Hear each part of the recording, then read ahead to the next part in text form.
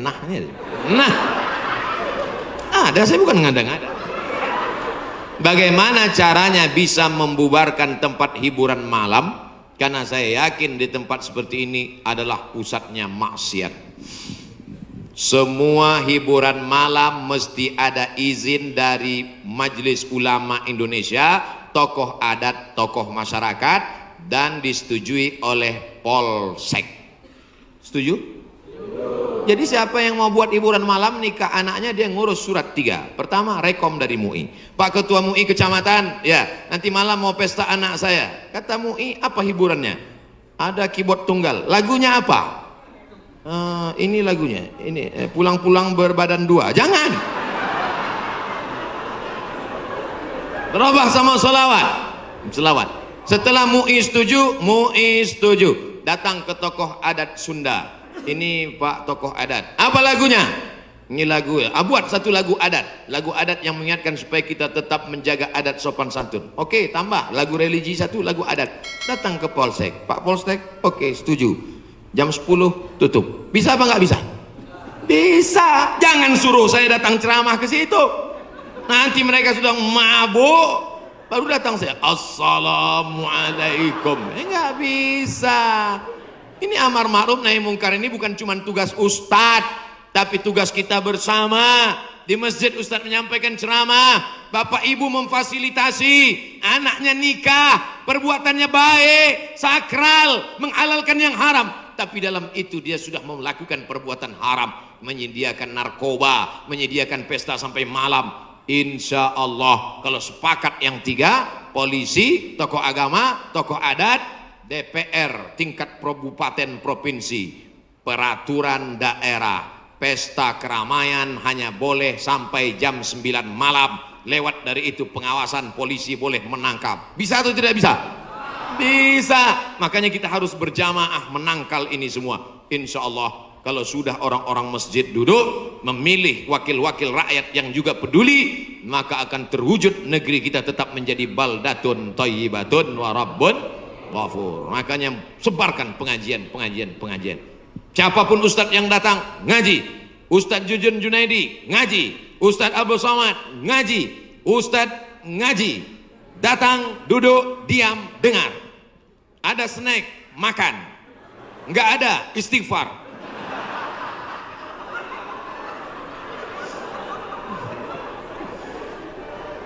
Ustadz Somad, saya manusia banyak dosa, tidak sholat Jumat. Kenapa nggak sholat Jumat? Man tarakal jumu'ata salasa marratin. Siapa yang nggak sholat Jumat 3 kali berturut-turut, tahawunan, bukan karena sakit, bukan karena darurat, tapi karena menyepelekan panggilan Allah, taba'allahu ala qalbi, Allah mengunci pintu hatinya. Kalau sudah hati terkunci, telinga tersumbat, mata tertutup, khatamallahu ala qulubihim wa ala sam'ihim wa ala absarihim ghishawah. 3 kali sholat Jumat kau tinggalkan, Allah mengunci pintu hatimu. Siapapun yang ceramah tak akan masuk ke telingamu. Na'udzubillah. Saya ingin bertobat dan sudah menjalankan taubat, maka sholat Jumatlah engkau. Siapa yang datang hari Jumat saat yang pertama seperti berkurban seekor onta, datang pada saat yang kedua seperti berkurban seekor lembu, datang saat ketiga seperti berkurban seekor kambing, datang saat keempat seperti berkurban seekor ayam, datang saat kelima seperti berkurban sebutir telur ayam. Sekarang banyak yang datang hari Jumat, jangankan telur ayam, telur puyuh pun nggak dapat. Datangnya kapan? Ketika khotib sudah naik ke atas mimbar, jamaah Jumat yang dimuliakan Allah, baru dia datang. Udah terlambat sholat sunat lagi. Allahu Akbar. Pakai baju kaos tertulis, emang masalah buat lo. Orang kalau taubat itu malu sama dosa-dosa masa lalu, bukan bangga. Ini banyak juga orang udah taubat. Ustaz Somad, saya ini baru hijrah. Dulu semua saya minum, semua narkotika saya pakai. Ente taubat apa sombong? Orang taubat mengenang dosa itu melelehkan air mata, nangis. Ada juga bukan bangga. Ada juga sebagian jamaah sudah tobat nangis, Ustaz kamu menyesal minjam uang. La ilallah. Kenapa hati ini masih keras Ustaz? Belum bisa nangis di saat tahajud Ustaz. Datang seorang bertanya kepada Nabi an qaswatil qalbi, hatinya keras. Apa kata Nabi? At'imil masakin wamsah ra'sal yatim. Kalau mau melembutkan hati, kasih makan fakir miskin, usap kepala anak yatim. Siap? Ngaji jangan ditunda-tunda. Pulang dari sini langsung mampir ke rumah makan, beli nasi bungkus, bawa ke panti jompo. Anak mereka sudah meninggal hidup sebatang kara, belikan kain sarung, langsung datang. Assalamualaikum Bapak Ketua Panti Jompo. Waalaikumsalam. Berapa semua orang jompo di sini? Ada 100 orang. Saya mau makan siang sama mereka. Semuanya 2 orang aja. Kebetulan kok nasinya cuma 2 kan. Melihat mereka nanti menyuap, menggeletar tangannya memasukkan nasi yang kau masukkan, maka disitulah hatimu akan lunak. Pergi ke rumah anak yatim, tanya anak yatim sudah berapa bulan gak bayar uang sekolah. Lihat bajunya, dijahit sobek, rupanya kain sudah lapuk. Kain kelas 1 dipakai kelas 6. Belikan bajunya, senangkan hatinya.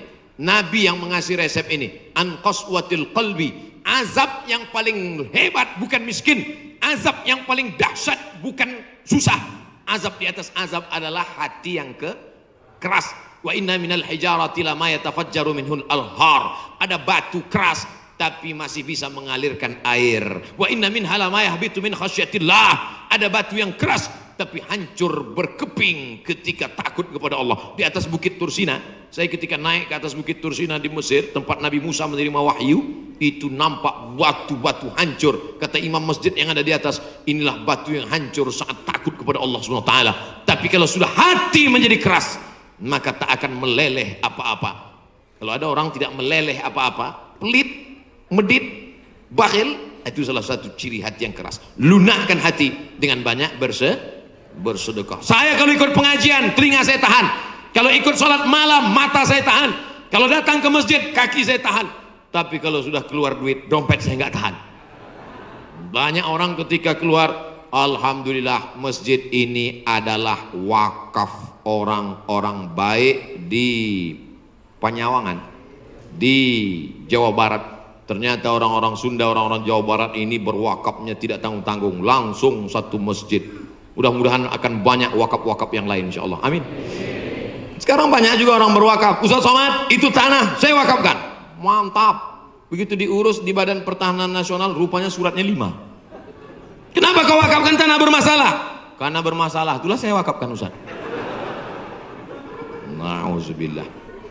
Kalau hatimu masih keras juga, hadirlah di tempat penguburan jenazah. Berdirilah di tepi kubur tempat jenazah. Kubur, suruh kawan satu nyenggol dari belakang. Masuk kau ke dalam, kau sambut jenazahnya, kau pegang masuk ke lubang, terasa dingin dari bawah. Sadarlah bahwa kau juga akan mati masuk ke dalam. Rumahmu yang besar tinggal, istrimu akan nikah dengan brownies. Mobilmu yang mewah akan dijual, suratnya akan berganti di kantor Samsat. Tanahmu akan diganti akte notaris. Kau hanya akan membawa 2-3 helai kain kafan, digulung macam dodol Garut. Apa yang kau bawa mati menghadap Allah SWT? Ada orang Islam mati bawa seragam, ada. Tadi saya baru dikasih jaket kulit, sayang sekali. Tapi jaket itu pun tinggal kalau kau mati, Abdul Somad. Kenapa nggak dipakai sekarang? Panas. Apa yang kau bawa mati? Kalau pernah kau usap kepala anak yatim, kalau pernah kau infak sedekah untuk masjid, itulah yang akan kekal abadi. Yang mewakafkan tanah ini sudah meninggal, tapi terang kuburnya, lapang makamnya insya Allah. Amin. Pikirkan, orang yang cerdas bukan yang IP-nya 4, orang yang cerdas bukan otaknya hebat. Al-Kayyis, orang yang cerdas, mandana nafsahu, mampu menekan hawa nafsunya, wa amila lima ba'dal maut, dia beramal berpikir setelah mati. Ini banyak orang mikirnya setelah pensiun. Saya alhamdulillah Pak Ustaz udah siap nih setelah pensiun nanti. Memangnya yakin malaikat maut datang setelah pensiun? Banyak malaikat maut datang sebelum pensiun.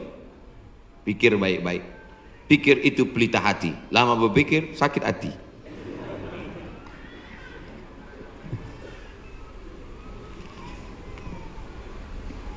Bagaimana kita bisa membedakan musibah, cobaan, bencana, atau azab? Seperti ujian dosen. Misalnya virus corona yang sedang merebak sehingga dampaknya pada kaum muslimin, khususnya muslimin di Indonesia yang tidak dapat melaksanakan ibadah umroh. Pertanyaan dari Bapak Ridwan Ahmad Faizin Emrian Abidin Bandung. Ternyata ini pertanyaan kolektif. Misalnya saya demam. Dari mana saya bisa membedakan demam saya itu menghapus dosa, atau demam laknat, atau demam ujian iman, atau demam itu dari mana saya bisa tahu? Oh, kalau demamnya cuman 36 derajat Celcius itu menghapus dosa. Kalau 40 derajat itu laknat. Kalau 100 derajat kebakaran. Di mana kita bisa tahu? Tidak ada yang bisa membedakannya kecuali introspeksi diri. Satu, la yusibul mu'min min nasabin wala wasabin wala saqamin wala syaukin yastakuha.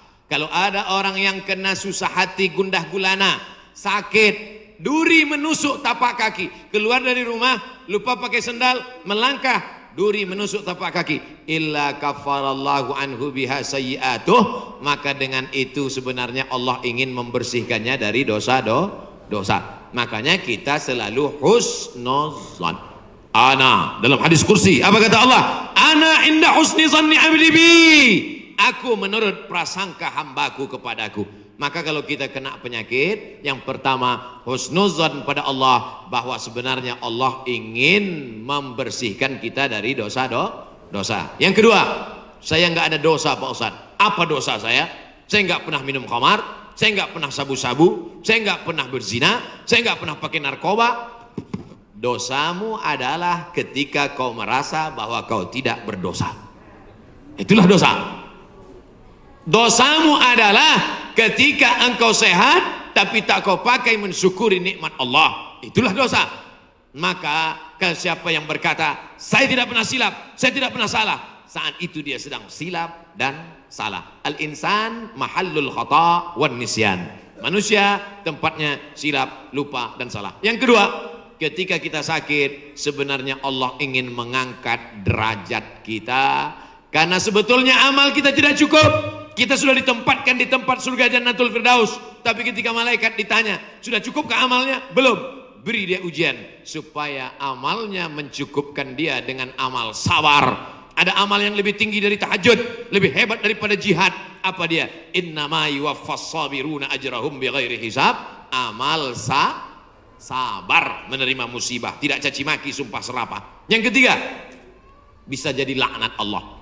La ta'murunna bil ma'ruf, mestinya kau tolong saudaramu yang ada di Uighur, mestinya kau bantu saudaramu yang sedang teraniaya di India, tapi mulutmu diam, kau tak mau menolong. Ketika musibah dikirimkan Allah dalam bentuk bencana, ternyata yang kena bukan yang jahat-jahat saja, yang baik-baik pun ikut juga kena, maka tidak ada cara lain kecuali mohon ampun, minta ampun, taubat nasuha kepada Allah Subhanahu wa ta'ala. Oleh sebab itu maka yang bisa membedakannya hanya Allah, dan kita hanya berhusnuzon kepada Allah Subhanahu wa ta'ala. Bagaimana cara membentengi bencana yang semakin banyak akhir-akhir ini? Itulah yang udah kuceramahkan tadi.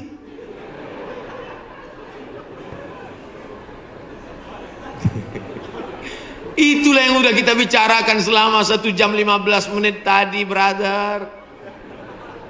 Tadi saya yakin ini pertanyaannya dibuat sebelum ceramah. Apabila kita sudah baca amalan-amalan penangkal musibah, tapi musibah masih saja terus datang, bagaimana sikap kita sebagai muslim?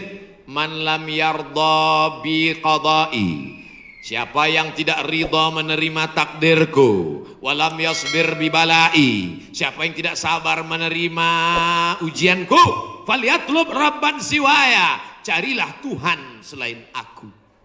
Ada Tuhan selain Allah?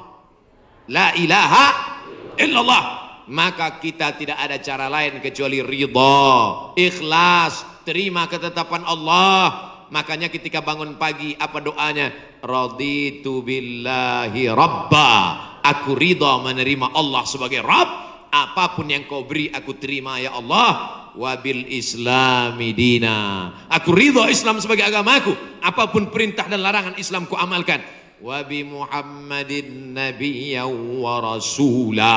Aku ridha Muhammad sebagai rasulku, maka kita ikut sunnah Rasulullah Muhammad sallallahu alaihi wasallam.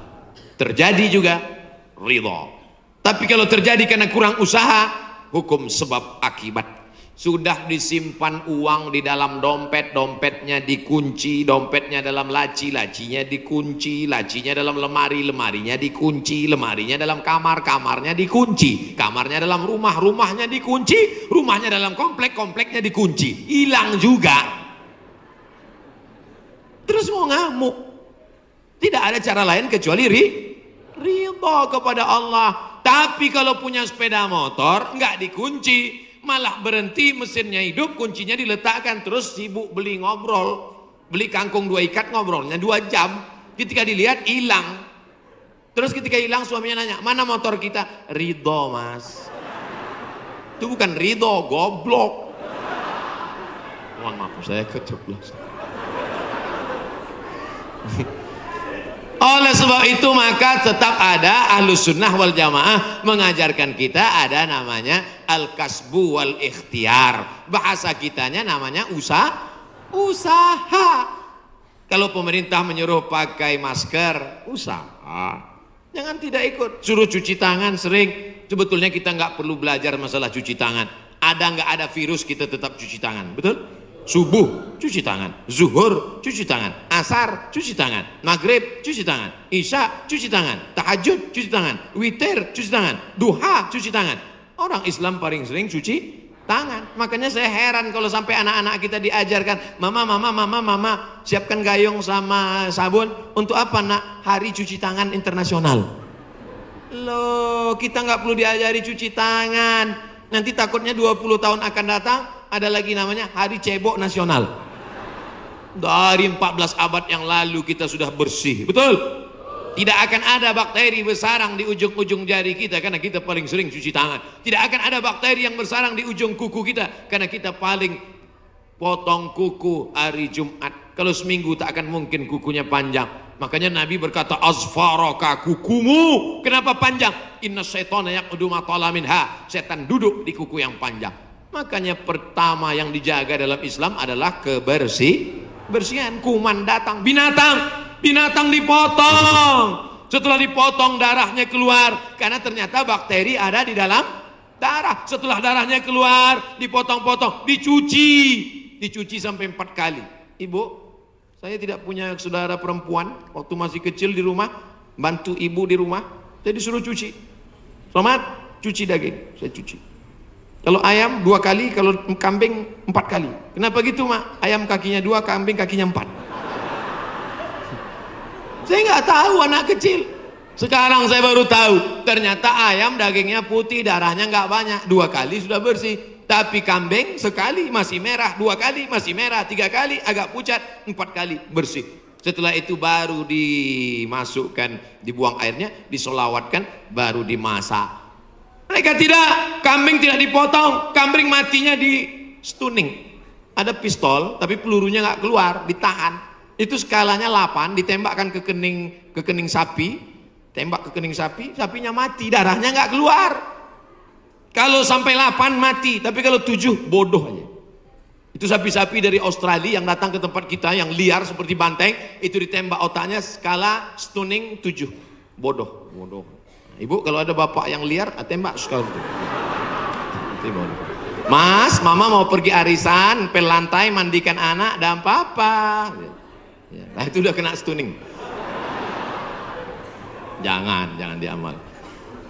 Tidak dipotong, hanya stunning 8 skala, akhirnya sapi tumbang, darahnya masih dalam daging, bercampur dengan darah bakteri penyakit, dipotong-potong, diletakkan di atas api yang tidak terlalu matang, bolak-balik, nggak dicuci, darah nggak keluar, masuk ke dalam roti, dicampur, dimakan, barbecue.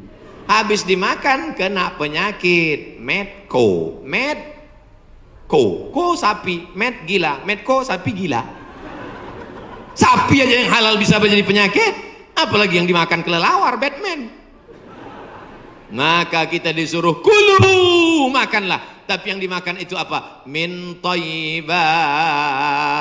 Thayyib artinya baik, baik. Dulu thayyib baik-baik, sekarang thayyib nggak pulang-pulang. Mohon maaf Pak Thayyib nyantur sini.